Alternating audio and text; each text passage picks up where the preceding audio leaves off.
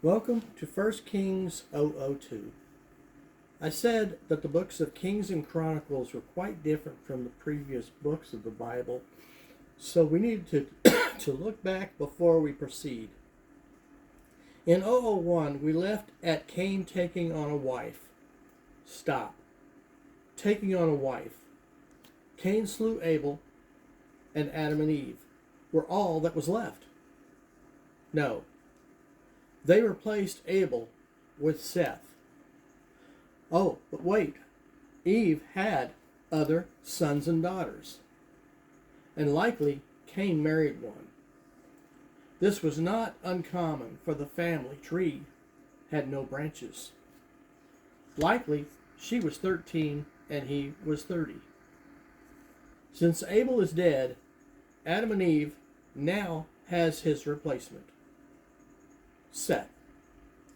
Seth is of the lineage to Jesus himself. Seth then has Enoch.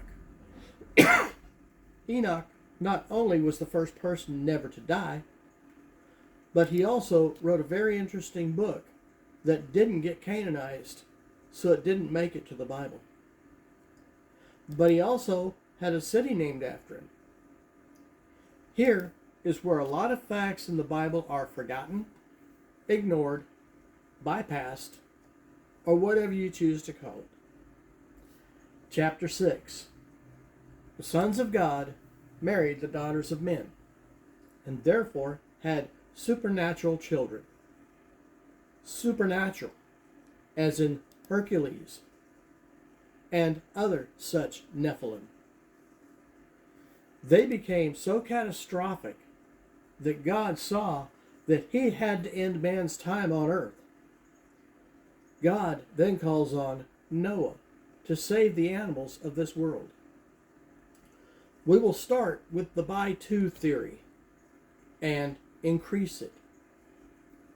Now things go absolutely haywire. The windows of heaven are opened up. This is the first recorded rain.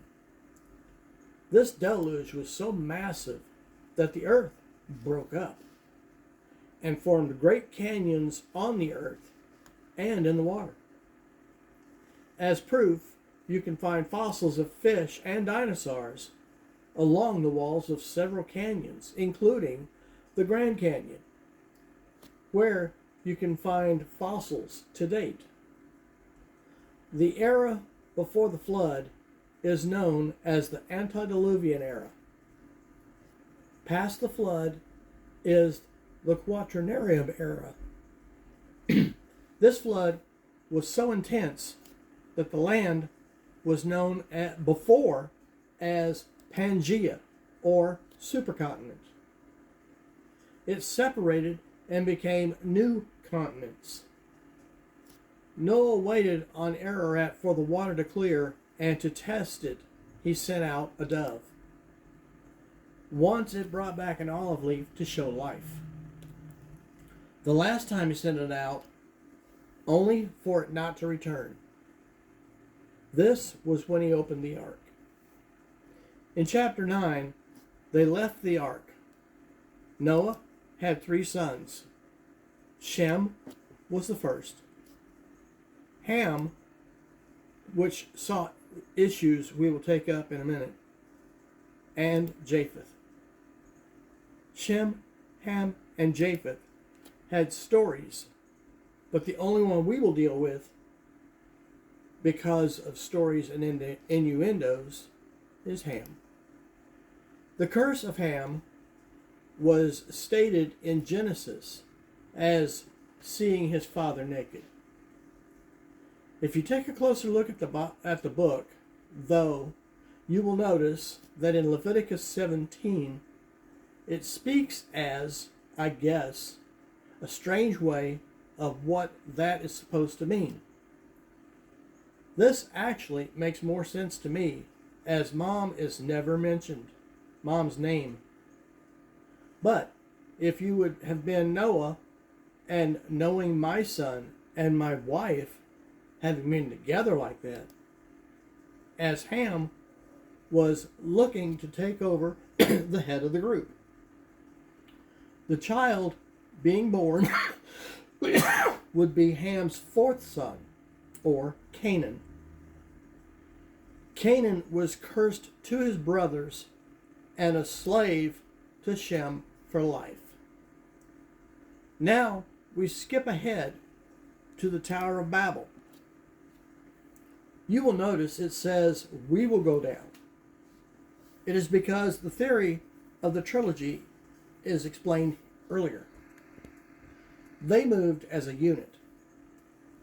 This is where Spanish, English, German, and on starts. Genesis ends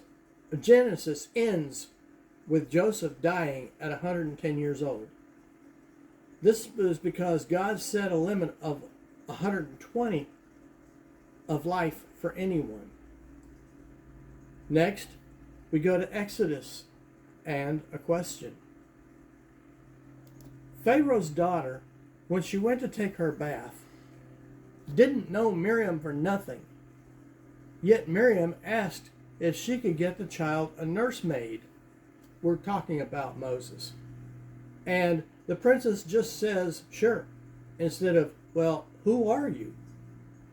You see, there was supposed to be just Pharaoh's daughter and the two maids in the Nile at the moment. I know God's finger.